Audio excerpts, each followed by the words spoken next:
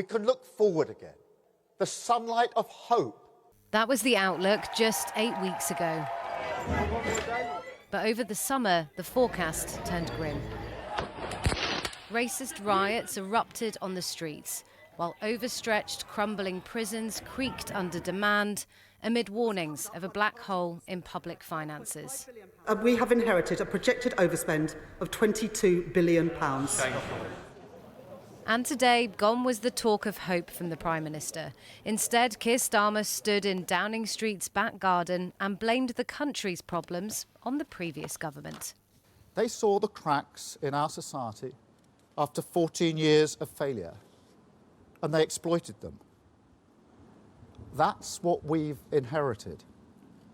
Not just an economic black hole, a societal black hole. And that's why we have to take action and do things differently.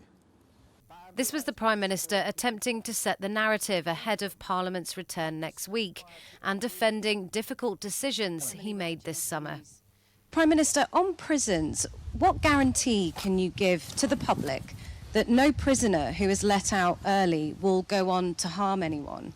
Or is the truth that you can't guarantee that and that the early release scheme carries with it an undeniable risk? It's going to take time to fix it. I can't build a prison by Saturday. We will fix it. We've already taken the measures that are necessary to make sure we can get through the disorder. But I shouldn't be sitting in the Cobra room with a list of prison places across the country on a day-by-day basis, trying to work out how we deal with disorder. But that's the position I was put in, and it's frankly not good enough. He also defended his decision on cuts for pensioners, scrapping the winter fuel allowance for all but the poorest. He says he didn't have a choice and prepared the public for more to come. There is a budget coming in October, and it's going to be painful. We have no other choice, given the situation that we're in. Those with the broadest shoulders should bear the heavier burden. I don't think Keir Starmer's right about that. They've been chasing all over. Some are trying to tell the people there's a black hole, but they found billions and billions of pounds for payments to trade unions for going on strike and then paying those pay demands. The speech was the clearest indication yet that the public needs to brace for tax rises. The question will be what kind and on whom. But today, both parties were accused of failing to be honest during the election. They didn't want to talk about it because, of course, it would have meant saying we're going to have to raise taxes or cut spending or change our fiscal rules. They didn't want to say any of those things. They knew, both parties knew that those are choices they would have to make.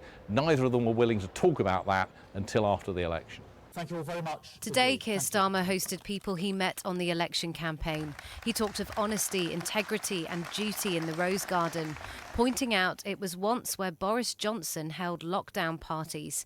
But his government is now having to dismiss allegations of cronyism over Labour officials' appointments to civil service jobs, blurring his painting of this space as being back in the service of the public.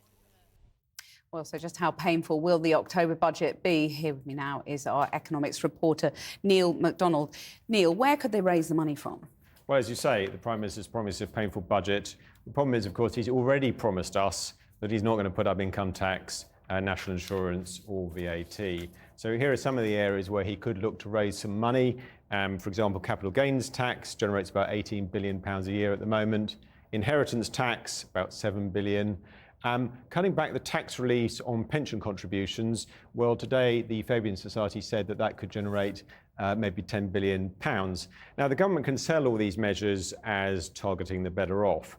I think there may be some problems with that argument down the line, because Keir Starmer actually started his speech today by saying that his number one priority is wealth creation. And whatever you think of these measures, they will tend to target entrepreneurs and business people. I mean, in fact, just 2 weeks before the budget, the government's planning a big summit to try and attract international investors to this country.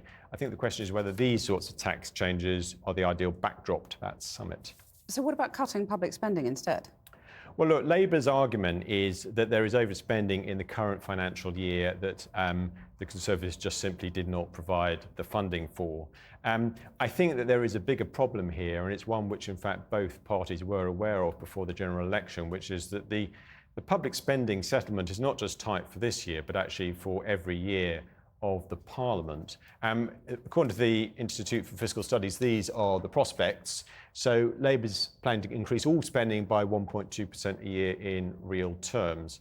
But of course, within that, there are various areas that will get more. We're talking about the NHS and defence and various other things listed there. What that means is the unprotected areas get less, and that means those unprotected areas face a cut of about £9 billion in real terms, and of course that is prisons and local government and courts. And in fact, when you factor in the increase in public sector pay, the IFS think it's going to be an effective cut more like £19 billion. Right, well, last time you were in here, I called you the prophet of doom. So is that the worst of it that you just set out there? Well, unfortunately, I'm going to say no. How did I guess that? That is because this is about avoiding further cuts to these departments. If they found £19 billion, that doesn't actually mean that there's any extra money for things like prisons and courts. And if you believe that those areas of public service need more resources, which the Prime Minister, for example, certainly seems to, then Rachel Reeves is going to have to find more money for that. The same is true, by the way, if you want to get rid of the two-child benefit cap, which would cost about £3.5 billion. So a painful budget because there are an awful lot of big spending challenges that need to be solved. Indeed. Neil, thank you very much. Let's go to Jackie in Leeds. Well, earlier I spoke to James Murray, who's the Exchequer Secretary to the Treasury, and I asked him about the bleak picture the Prime Minister painted. I think it was very honest about the scale of the challenge that we've inherited, about the difficult choices that lie ahead. Also clear that change is going to take time. But I think what was optimistic about it is that we can build a better future. We can fix the foundations and build a better, fairer Britain, but that's going to take time. Now, the Prime Minister said today that those with the broadest shoulders should bear the heaviest burden. Would that be pensioners who'll lose their winter fuel payments? Are they the people with the broadest shoulders, or the families who are desperate for a Labour government to lift the two-child benefit limit?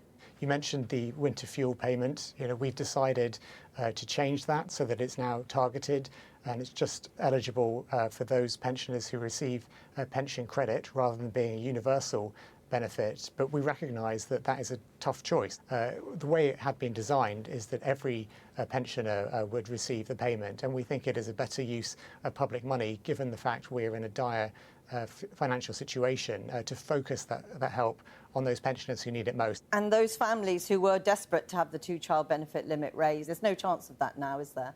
There are many things which we cannot afford to do because of the fiscal situation that we've inherited. But what we are completely focused on is making sure that we tackle child poverty, but also more broadly put our public finances on a firmer footing, because we saw what happened under the last government when they lost control of public finances, and actually it was the most vulnerable in society who were hit hardest. I mean, the Prime Minister also has talked a lot today, as you have done, about not being left with any choice. It's already taken a decision to increase the pay offer to striking public service workers. But just so we're clear, that does mean more pain for another group in society, doesn't it? What was really clear is that the situation with strikes happening so frequently and with no end in sight, it was a completely unsustainable situation. That was costing everyone in the country billions of pounds as a result of the strikes carrying on without any end in sight. It also meant that public sector services were unable to recruit and retain staff, and it meant that we wouldn't be able to start reforming and improving public services. If you look at prisons, the Prime Minister talked about it today, they're at breaking point with this hugely controversial early release scheme about to come into force. That crisis isn't going away.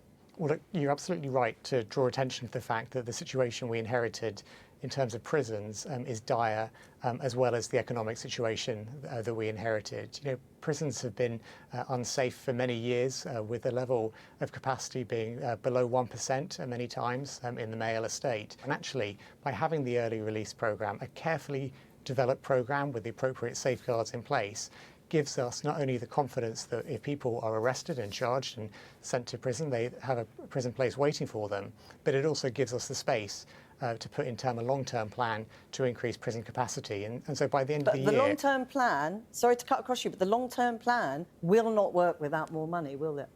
Well, we'll set out by the end of the year a 10-year plan for prisons, which will involve acquiring new sites for prisons, taking control of the planning process to make sure those prisons can get built. But there's no getting away from the fact that this is not going to be a quick solution. We've inherited a dire situation. We know that the change is going to take time. We are absolutely determined to fix the foundations so that we can build a better future. James Murray, thank you very much for talking to us today. Thank you. Well, joining me now is Mel Stride, who was the Work and Pensions Secretary until the election and is now running to be Conservative leader. Mel Stride, Sir Keir Starmer says you guys left the country in a complete mess. This budget is going to be painful and it's your fault. It's a smokescreen. We challenged Labour during the run-up to the general election because we knew that they planned very large tax increases. They denied that at the time and in fact ruled out a lot of the bigger taxes. But what we now know is that they may say, oh, it was all far worse than we ever expected. That's just not simply the case. They all along were planning to raise taxes. And that's what you're going to see on October the 30th. And in the meantime, hang on a sec, but I just want to, we'll come back to that, but I want to pick you up on what you just said, because you have advocated a credible, persuasive economic plan. Saying that you wouldn't have to put up taxes or cut public spending is neither credible nor persuasive, is it? So the big thing that Keir Starmer is ducking are some of the big choices around, for example, the area that I was responsible for, welfare. We went into the last election with a very clear, credible plan to cut the welfare budget, get more people into work, raising about £12 billion.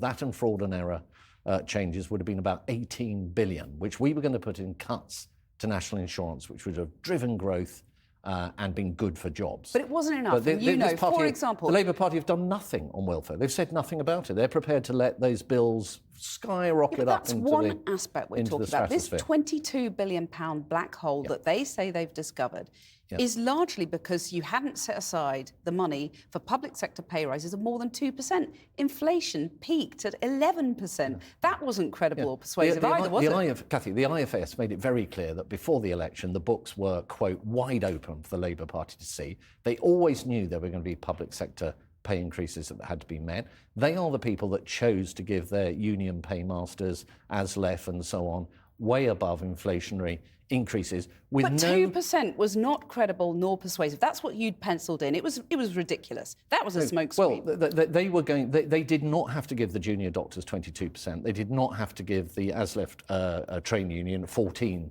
But you would have had to have given them more than 2%, right? The point is these are about choices. And they took the choice to pay out 9.4 billion, which is included in their figure of 20 billion so-called black hole. They knew that amount was coming, and that's almost 50% of the so-called black hole that they're citing. But you haven't answered my question. You would have had to have coughed up more than 2%. You know that to be the case. So look, we have to take the public pay review bodies make their recommendations and and you were sitting on them. Governments take a decision based on those recommendations. Yeah, but you didn't take the decision. You shelved it. You kicked it into the long grass. Well, we don't. Many of them hadn't even come forward at the time of the general election, actually. But we were not going to be saying to the train drivers and others, "Here's your money."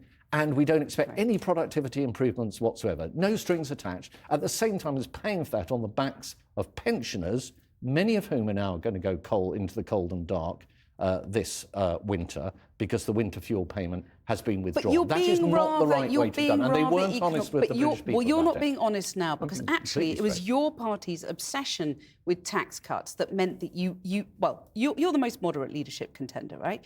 Your colleagues were so obsessed with cutting taxes. One of your colleagues, Liz Truss, even looked at scrapping NHS cancer treatment to fund her tax-cutting budget. Well, that was crazy, wasn't it? The most important thing with tax cuts is they have to be fiscally responsible. That means they have to be funded. So there were things that happened in the past that were unfunded, and we saw what happened. Yeah, but you carried on that obsession under Rishi Sunak, Well, no, because we went into the general election with a clear plan for funding the scrapping of national insurance over this coming Parliament. And that was to be substantially paid for by the reforms that I drove through at the Department of Work and Pensions. So in other words, we were taking the tough choices, Cathy, that would have allowed us to cut taxes. The Labour Party just went into denial during the run-up to the general election, told everybody it would be absolutely fine. Even on the winter fuel payment, for example, said, we have no plans to do anything on that. Well, that wasn't straight. 2% of Tory members, according to a YouGov poll, back you for the leadership. Are you too lefty for your party, or are they too right-wing for you? No, look, this is a long contest, and the first round actually is what the Conservative MPs think, because they are going to go and vote in about a week and then 2 weeks' time to take the 6 down to 4. And I'm very confident that I have strong support in the Parliamentary Party. It will then go out to hustings, televised debates, all sorts of things that will then move the dial. I think that I have a really strong chance in this contest. David Cameron was 25-1 at the bookies to be leader of the Conservative Party just 1 week before that conference which turned everything around. He went on to lead the party and he went on to become Prime Minister.